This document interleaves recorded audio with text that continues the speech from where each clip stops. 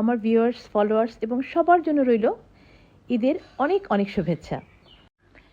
এখন তো সেমাই recipe search করলে ইউটিউব হোক, ফেসবুক হোক, বিভিন্ন চ্যানেলে, বিভিন্ন ভিডিওতে সেমাই দিয়ে তৈরি অনেক ধরনের মিষ্টি, ডেজার্ট অনেক কিছুই দেখতে পাওয়া যায়। কিন্তু ভিউয়ার্স, আজকে আমি আমার আম্মুর হাতের তৈরি বা আমার দাদি, নানি বা আমার শাশুড়ি মায়ের হাতের তৈরি সেই অথেন্টিক স্টাইলে সেমাই দিয়ে জর্দা সেমাই রান্না করার একটা রেসিপি আপনাদের সাথে আমি শেয়ার করব, যেটা একবার তৈরি করে খেলে স্বাদটা আপনাদের একেবারে মুখে লেগে থাকবে এবং এরপরে সেমাই দিয়ে শুধু সেমাই রান্না করে খেতে আপনাদের মন চাইবে।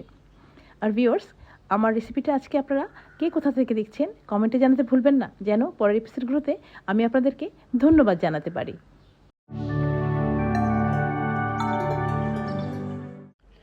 চুলায় একটা কড়াই বসিয়ে দিলাম। এর মধ্যে আমি কিছুটা ঘি দিয়ে দিচ্ছি। ঘিটা একটু গরম হলে প্রথমে আমি দিয়ে দিচ্ছি পেস্তা বাদাম কুচি, তারপরে দিয়ে দিচ্ছি কাঠবাদাম কুচি, তারপরে দিয়ে দিলাম কাজু বাদাম কুচি এবং সবশেষে কিশমিশ দিয়ে নিলাম। এখন সব কিছুকে আমি হালকা করে একটু ভেজে নেব। আপনারা অবশ্যই চেষ্টা করবেন বাদাম কিশমিশগুলো ভেজে দেওয়ার জন্য, তাতে করে টেস্টটা মানে স্বাদটা অনেক বেশি ভালো আসে।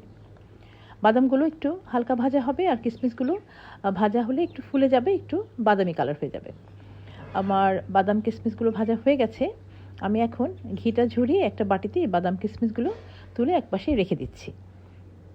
এখন আমি আবার কড়াই চুলায় বসিয়ে দিয়ে মেজারিং কাপ দিয়ে মেপে প্রথমে হাফ কাপ পানি দিয়ে নিলাম এবং মেজারিং কাপ দিয়ে মেপে আমি এখন 1 কাপ দুধ দিয়ে নিলাম পানির মধ্যে।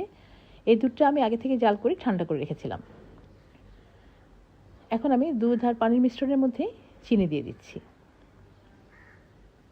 এবার আমি স্প্যাচুলা দিয়ে সবগুলো খুব ভালো করে মিলিয়ে কিছুটা জাল করে নিব। জাল করে নিব মানে এটাকে জাস্ট একটা বলক তুলে নিব, মানে একবার ফুটলেই চুলা থেকে আমি নামিয়ে নিব। আর এর মধ্যে আমি আরেকটা জিনিস দিয়েছি, সেটা হলো স্যাফরন বা কেসর, যেটাকে আমরা বলি। এটা একেবারেই অপশনাল। এটা থাকলে দিবেন, না থাকলে দেওয়ার কোনো দরকার নেই। এটা টেস্টের কোনো হেরফের হবে না। এটা দেওয়া একটু সুন্দর একটা ফ্লেভার আসে আর একটু কালারটা একটু চেঞ্জ হয়, ইয়েলোইশ আসে, এই জন্য দিয়েছি। আর আমি তো আপনারা সবাই জানেন হোমমেড ফুড সেল করি, অনেক কিছু সেল করি। সো এই স্যাফরনটা আমার ঘরেই থাকে, অনেক খাবারের মধ্যে, অনেক ডেজার্টের মধ্যে আমি স্যাফরনটা ইউজ করি। তো আমার হাতের কাছে ছিল, আমি দিয়ে দিয়েছি।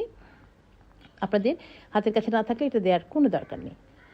এখন আমি একটা বলক তুলে দুধ, পানি আর চিনির মিশ্রণটা চুলা থেকে নামিয়ে রাখলাম। এবার আমি আবার চুলায় কড়াই বসিয়ে কিছুটা ঘি দিয়ে দিলাম।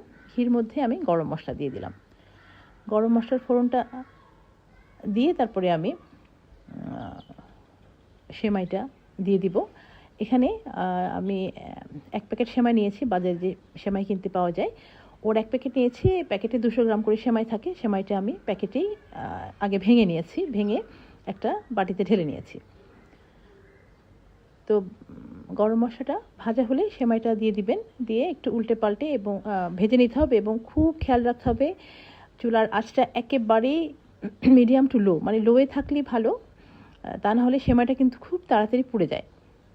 এবং ধীরে ধীরে করে সেমাইটা একটু উল্টে পাল্টে ভালো করে একটু ভেজে নিতে হবে। তো সেমাইটা একটু হালকা মানে বাদামি করে ভেজে নিতে হবে। সেমাইটা আমার বাদামি করে ভাজা হয়ে গেছে। এখন ওই যে আমি পানি, দুধ আর চিনির মিশ্রণটা যে জাল করে রেখেছিলাম, ওটা একটু হালকা হালকা গরম আছে, ওটা আমি সেমাইয়ের মধ্যে দিয়ে দিলাম।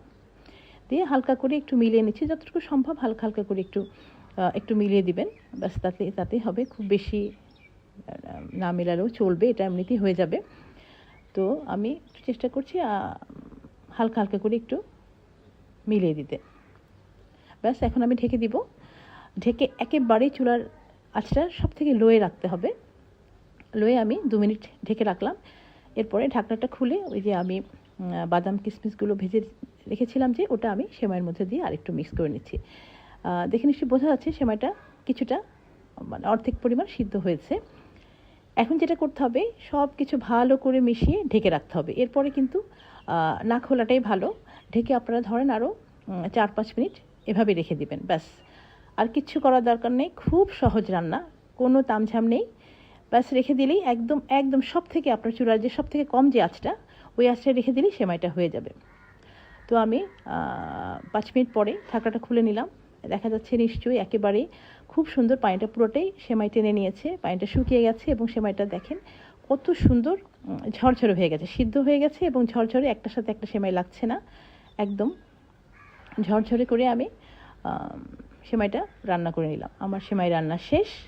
এখন আমি একটা ডিশে সেমাইটা বেড়ে নিয়েছি। এখন আমি একটা কাঁটা চামচ দিয়ে আপনাদেরকে দেখিয়ে দিচ্ছি। দেখেন প্রত্যেকটা সেমাই একেবারেই আলাদা, কোনোটার সাথে কোনোটা একেবারেই মিলে যায়নি এবং দেখতে কত ভালো লাগছে, তাই না? একদম ঝরঝরা, খুব চমৎকার স্বাদের একটা জর্দা সেমাই।